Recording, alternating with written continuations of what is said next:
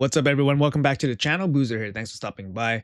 Hopefully, you guys having a good Saturday morning so far, and hopefully, you guys got a good weekend lined up. In today's video, we got two event news announcements here for you guys. We did call these events in our schedule planning for the Fusion, so it's not too much of a surprise, but it's always great to get the confirmation here. Let's break it down for you guys in digestible bits. So first up, we got a next Monday, July 6th, we're planning to launch two events simultaneously. We're planning to launch a Awakening Boost event, guys. So here we go.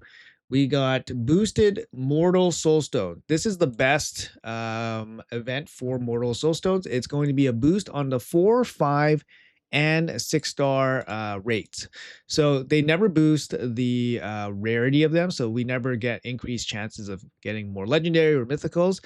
But they always boost the rank. So in this case, they're going to boost the 4, 5, and 6.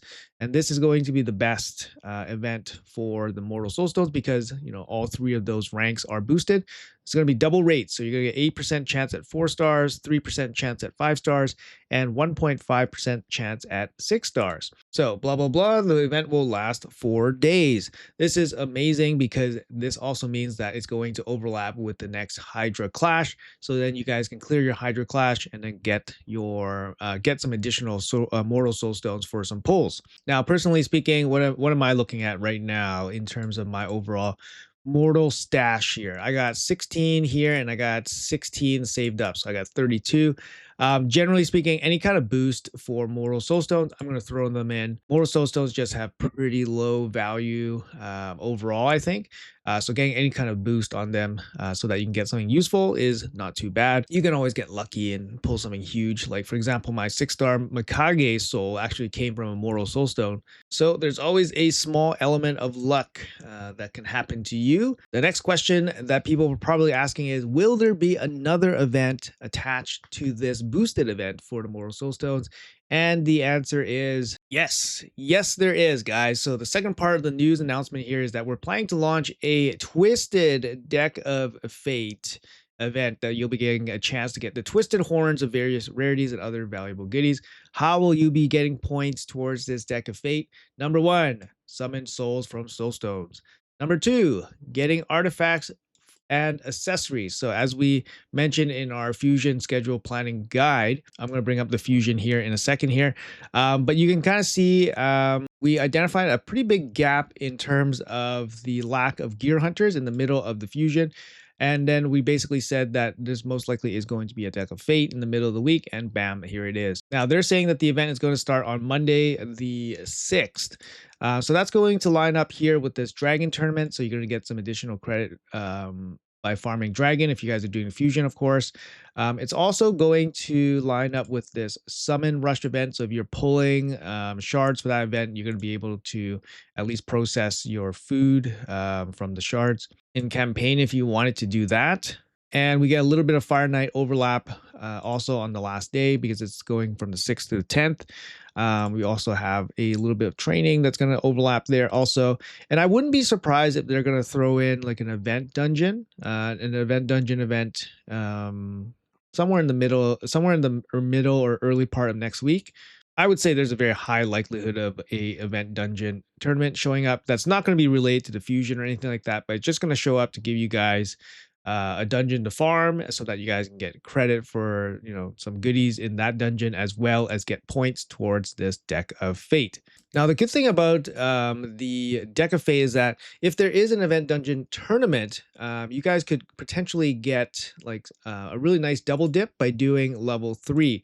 So if you guys didn't know, in level 3 of the event dungeon only, not any other dungeon, so level 3 here, you actually get a disproportionate amount of points for your energy towards dungeon diving events, Deck of Fates included. Now, doing level 3 is not going to give you a high amount of points towards tournaments. So if it is a event dungeon tournament, you're not going to get a crazy amount of points. It's not super efficient, but it is very efficient doing stage 3 to try to clear gear hunters or deck of fates. So that would probably be one of the ways to try to do this deck of fate with as little energy as possible. And then you're also double dipping into the event dungeon tournament, although not at a great rate. So it's just something to keep in mind if you guys wanted to participate in this deck of fate. That is one way to do it. Let's finish off the announcement here. So during the event, you'll be able to collect twisted horns to craft relics in the forge. 300 rare horns will be hidden in 12 common cards. 200 epic will be hidden under 8 rare cards. 150 legendary will be hidden under 6 epic cards. And then 50 mythical horns will be hidden under 2 purple epic cards. Apart from that, epic, legendary, mythical, twisted horns will be hidden in the fate chest. You will be able to pin rarity. Okay, so that's a big one. It seems like Plarium has, they have a rhythm going on right now. So they're offering pin rarities on deck of fates that are lower value, basically to entice you to, participate and all that. Pin rarity is pretty nice because it guarantees you access to some of the higher, the higher chests, chests that you guys can chest rewards, especially if you're planning to complete the entire deck of fate. Then you're all but guaranteeing yourself those top chests, and the rewards that come out of them definitely, can be very, very nice. Talking like 500 gems, primal shards, hams, and of course mythical twisted horns and all that stuff here. This event will last 96 hours, so same duration as the Mortal Soulstone boost.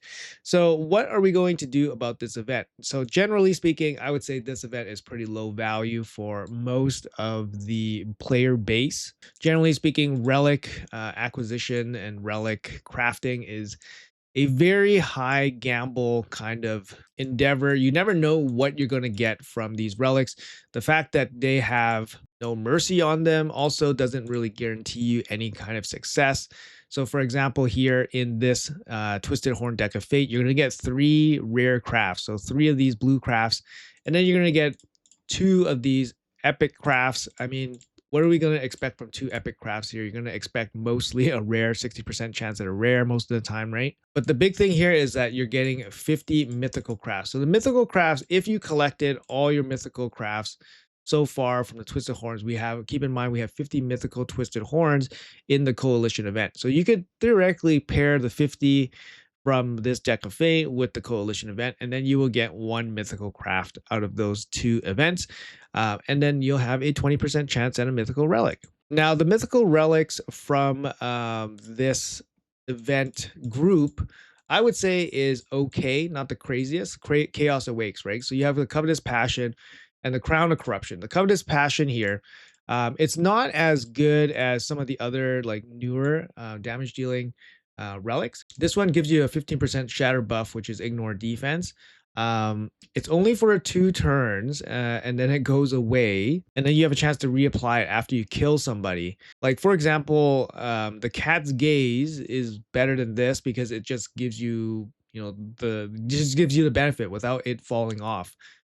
So this one definitely on the weaker side in terms of the ignore defense damage dealing relics. But you get a bunch of gem slots here, which, can't be underestimated. The next one, Crown of Corruption. This one is pretty good. Obviously, you get the speed front stat here, which is very nice. And you have a little bit of an interesting mix of benefit and then negative. So the wearer deals more damage and receives less damage when they're above 50% HP. When they're below 50% HP, you're going to deal less damage and receive more damage. So ideally, you want this on a fast damage dealer go first. Ideally, putting this on a support champion would be a bit of a negative because you don't really care how much damage a support champion deals, but you definitely care how much damage they receive. So I would say the drawback from this really hurts support champions. And the way the stats are kind of laid out, speed and then crit damage, makes it seem like, yes, it's supposed to be going on a damage dealer. You do get some additional damage and damage reduction from the increasing the levels. Again, 4 gem slots here, very nice. The triangle gem slots especially can be quite good for damage dealers. So those are the relics that are, potentially up for grabs if you can hit those mythical rates. Again, like I said, I think the general player base does not care too much about this relic stuff, or will spend excessive amount of resources trying to get relics. If you're a whale, then you're gonna go and get it anyways. You're gonna get, take whatever chances you guys have. All right. I think for myself personally, I'm going to pull my 36 mortal soulstones. So that's, going to be whatever that comes out of it. I'll probably have close to 50 in the next couple of days. If you guys were looking to pull immortal and eternal soulstones as well, I would recommend against that, especially with reduced rates. But if you guys really wanted to complete this deck of fate, generally the point breakdown goes 90 points for the immortal soulstones. And then you multiply that by 10 for the immortal soulstones. So that means the immortal soulstones will be 900 points. And then you multiply the immortal soulstones by 5, which gives you the eternal soulstone price, which is 4,500. So the point value that I'm attributing right now is the historical value that Plarium has given the soulstones for non-champion decks. So 90, 900, and 4,500. So if you wanted to complete this deck of fate, which is 40,000 points, with just mortal soulstones, for example, you'll need like 450, just to give you guys an idea of what it takes. So for me personally, like I said, I'm going to pull my mortal soulstones. I'm not going to touch my immortal or eternal soulstones. And then I'm just going to spend my energy as per normal, completing the events for the fusion. If there's going to be an event dungeon tournament, which I am almost 100% sure that there will be, because again, there's a gap in the events for the middle of the week, then I will participate in that while double dipping and getting points towards this deck of fate. I'm not looking to finish this deck of fate, but I'll participate in it and get whatever I can. Now, the alternative is that you guys totally skip this event, completely saving your mortal soulstones, saving any kind of extra energy you guys have, and then just flipping whatever cards you guys get by using whatever energy you use in the normal events. That's totally fine too. Although I kind of recommend that you do spend the mortal soulstones here just to get the better rates for the 4, 5, and 6 stars, so you guys get some value out of them. I know a lot of you guys are just holding on to these soulstones, hoping for guaranteed champion events.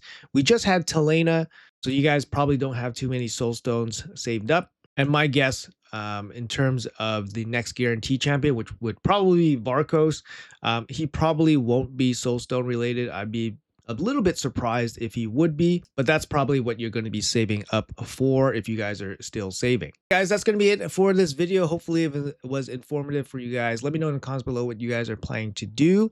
Are you guys going to participate? Are you guys just going to skip this? Personally speaking, I think it's a fine event. You're just going to pick up whatever you pick up as you spend your energy anyways. It's really just a decision of spending your mortal soulstones or not. I think spending them is a decent idea because, like I said, you basically spending them during the best boosted event that you could have for the mortal soulstones while getting credit in a deck of fate. I think it's a pretty good deal, but let me know in the comments below what you guys think. Hopefully you guys have a great Saturday. Thanks for watching until the end, and I'll see you guys in the next video.